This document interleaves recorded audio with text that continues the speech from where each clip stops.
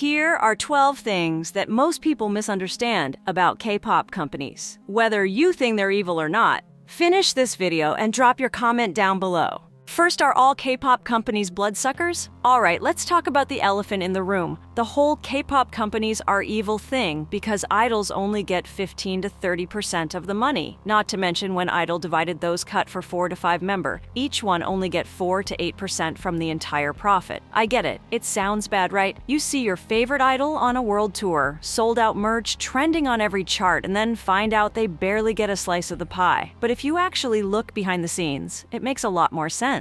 You know how expensive it is just to make a group debut? Let's start with the music video. You think they make money from that MV? No, that's just a flashy promo video. They drop $1 million or even $1 million just to post it for free on YouTube. That's a whole production team, camera crew, lighting, editors, set builders, stylists, makeup artists, choreographers, all working like crazy to make your idol look god tier for 3 minutes and 24 seconds. And guess what? Not a single dollar comes back directly from that MV. That's all investment, baby. Now let's talk about the actual team behind the idol. You've got vocal and dance trainers, hair and makeup teams, outfit coordinators, stage directors, social media staff, managers, drivers, security guards, you name it. And those people aren't just working on comeback week. They get paid every month, even during silent months when nothing's dropping. Imagine paying an entire company full of workers year-round just to prep one group's future. And before idols even debut, companies have to feed them, house them, train them, fly them around, pay their phone bills, give them clothes, dance classes, language tutors. Some idols are trainees for 3 to 5 years before they even see a stage. So all those expenses, that's the company's money. Not to mention, some companies never make it back because their groups flop. That's why when a group finally debuts and starts making money, the company takes the big cut. Not because they're heartless, because they're paying off years of upfront investment. Of course, when the idol gets popular enough, they start pulling in brand deals, and that's where the money really kicks in for them. That's why you always see idols signing with Dior, Chanel, Nike. They get a way bigger cut from that stuff. So yeah, it's easy to call companies greedy, but the truth is, if they didn't take that money, the K-pop machine would literally collapse. You want your idols looking legendary on screen? That takes a village, and villages don't work for free. 2, K-pop companies are too strict. No, they're just giving you what you asked for. Why? Because the fans are demanding perfection. So guess what? The company delivers perfection, and that takes rules. A lot of them. K-pop idols don't just show up looking flawless and dancing like machines out of nowhere. There's a full system behind that. Diet schedules, training routines, no dating policies, curfews. Yeah, it's intense. But it's not random. It's all designed to give the fans exactly what they want. And some of y'all pretend like idols just woke up looking like that, with abs, perfect skin, symmetrical faces, and perfect rhythm. Like they're born from the K-pop heavens or something. No, they train, they diet, they do vocal lessons, stage lessons, media training, posture training, even their freaking handwriting gets corrected sometimes. And then there's non-K-pop fans on the outside saying, that's all fake. It's just makeup and skincare. Okay, and your point is, yes, makeup and skincare is part of the job, because the job is literally to be visually entertaining. You think idols aren't working for that look. They take care of themselves like Olympic athletes with foundation and contour. That's discipline, not delusion. This is the part people forget. K-pop idols are not just singers. They're entertainers. Their job is to give you a whole experience. Vocals, visuals, stage charisma, everything. So when they come on stage glowing like gods and dancing like it's their last day on earth, that's not fake, that's craftsmanship. Now compare that to some of the lazy music industries out there. Oh, but at least singers in my country are natural. Okay, natural and boring. If the only thing you bring to the table is your voice, then yeah, no one's watching your MV 20 times in a row. K-pop gives you a show. And you're telling me that's a bad thing? Strict rules don't exist to be cruel. They exist to create top-tier entertainment. That's why K-pop is a billion-dollar industry and not just some dusty CD shop around the corner. So next time you think the rules are too much, ask yourself, would you still watch if your fave idol didn't follow them? 3. K-pop idols are fake. fake. No, they're just trained to act like professionals. Let's kill this weird narrative real quick. K-pop idols are fake. They're too nice, too perfect, too smiley, too polished. It's not real, okay? And that's literally their job. They're trained to handle interviews, fans, camera angles, scandals, haters, and awkward moments, all with a smile. That's not fake. That's professionalism. Imagine this. You're on a world tour, sleep-deprived, overworked, and someone just asked you a dumb question in a language you barely speak. You smile, you answer politely, you bow. That's not being fake. That's knowing how to not ruin your career with one irritated face. Non-K-pop fans love to act like being real means being messy, snappy, and saying whatever comes to your mind. Like, idols are so robotic. At least artists in my country keep it real. Yeah, they keep it real and get canceled every other week. Being unfiltered isn't authentic if you can't even keep your job. K-pop idols trained for years, not just in vocals and dance, but in media handling. They learn how to talk on variety shows, how to act humble, how to build a public image, how to respond to fans kindly, and how to protect themselves from drama. That's called being smart in an industry that eats people alive. And here's the truth. Most idols do have their own unique personalities. Some are shy, some are savage, some are weird in the best way. But they're just not going to show all of that to millions of strangers every second of the day. Why? Because K-pop isn't your group chat. It's show business. So no, they're not fake. They're filtered, like every public figure who wants to stay booked and unbothered.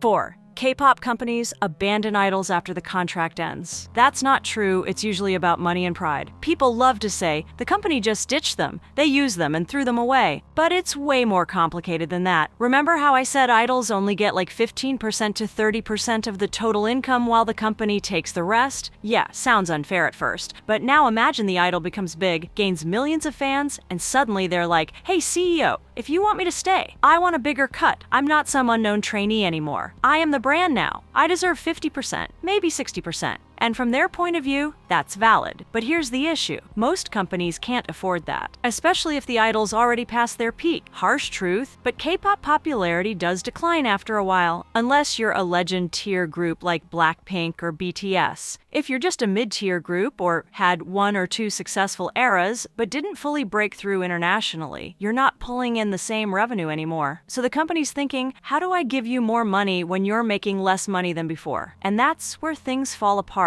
The idol wants a raise. The company can't justify it. Boom, disbandment or quiet separation. Now here's where it gets messier. Some idols decide to leave and sign with American or international agencies thinking, yeah, the West will treat me better. Spoiler alert, they don't. Most of those Western companies just want to use the idol's name and Korean fan base to break into the Asian market. They don't actually understand K-pop. They give the idol a sexy Western concept, a track that sounds nothing like K-pop, and expect the fans to eat it up. But hardcore fans, they're confused like, who is this? What am I listening to? They try to squeeze the last few coins out of the fandom while completely ignoring what made the idol special in the first place. And within a year or two, they disappear. So no, most K-pop companies don't want to abandon their idols. They invested years into them. They want to keep that group alive. But when the idol thinks they deserve more and the numbers say otherwise, it turns into a silent war. Sometimes it's ego, sometimes it's money. Most times, it's both. The only K-pop group that do it right and still release a hit MV after 8 to 10 years is Twice from JYP. 5. K-pop companies only push one member and ignore the rest. Okay, let's clear this one up because people love to scream, the company only promotes one member. They're leaving everyone else in the dust. And yeah, it looks like favoritism. But in reality, it's strategy. It's math. It's business. If the company could push all 7 members equally and make big money from all 7, they would. Trust me, more popular idols, more brand deals, more money. But that's not how the public works. The public, not the hardcore fandom, the general public, they usually only notice one member. One member gets viral, one member stands out in fan cams. One member ends up being everyone's bias, even if they're not trying. And what do companies do? They double down. They say, all right, that's the one bringing in attention. That's our golden ticket. So yeah, maybe you have 7 idols, but if only one is pulling in $1 million brand deals, while the others barely get half of that, who are you going to invest in? If you were in the company's shoes and had to choose between spending $100,000 promoting each member equally or pouring that $100K into the one who's already raking in millions, what would you do? And I get it. it. As a fan, it feels wrong. It feels like favoritism. But if we're being real, how is it fair to treat all members exactly the same when one of them is doing 10x the work in terms of results? It's like if you and your friend both work at a soda shop. You sell 100 cans of Coke a day. Your friend sells 10,000 cans. Should both of you get the same bonus at the end of the month? Be honest, it's the same with Idol. If one idol is bringing in massive fans, building the group's image, trending constantly, they're gonna get more opportunities. Not because the company's evil, because they're reacting to results. Yeah, in a perfect world, every member would be equally loved and equally promoted. But the K-pop world isn't perfect, competitive, profit-driven, and companies, they're just playing the game, trying to keep the lights on, trying to survive. 6. Idols don't own their songs or creativity. Yep, it's true. Most K-pop idols don't own the songs they perform, and people get so mad about that like it's some shocking crime. But here's the real question. Did they write it? Did they compose it? Did they pay for the studio time, producers, sound engineers, marketing team, choreography, outfits, comeback teaser, distribution, and stage design? No? Then yeah, it's not theirs. It's the company's. Most idols debut with 0 songwriting credits. They're handed a concept, a track, lyrics, and told, let's go. They perform it, they promote it, they slay it. But just because you're the face of the song doesn't mean you own the song. And here's where it gets even messier. After the group disbands, fans are always like, why can't they perform their old songs? Why can't they sing it on tour? Because they don't own it. The name, the logo, the choreography, and sometimes even the stage outfits, all trademarked under the company. Even the group name, not theirs. That's why some idols can't even say their own group's name after they leave. But here's what a lot of fans don't know. They can still perform those songs after disbandment. They just have to pay for it. Either by giving the company a royalty cut or paying for the license. It's not impossible. It's just not free. And I get it. It feels wrong. Like, how are you going to stop someone from performing a song they literally gave their youth to? But from a business side, the company paid for it, they built it, they pushed it. It's their intellectual property. Now, to be fair, some idols do write and produce. G-Dragon, Soyeon, RM, IU, legends. And those idols, yeah, they've got more control, more royalties, and more power after the contract ends. But most idols, they're performers, not producers. So if they didn't create it, they can't take it with them. So yeah, if your fave wants to perform that old hit, they totally can. They just gotta pay the fee and handle the paperwork. That's the music business, baby. Not personal, just contracts.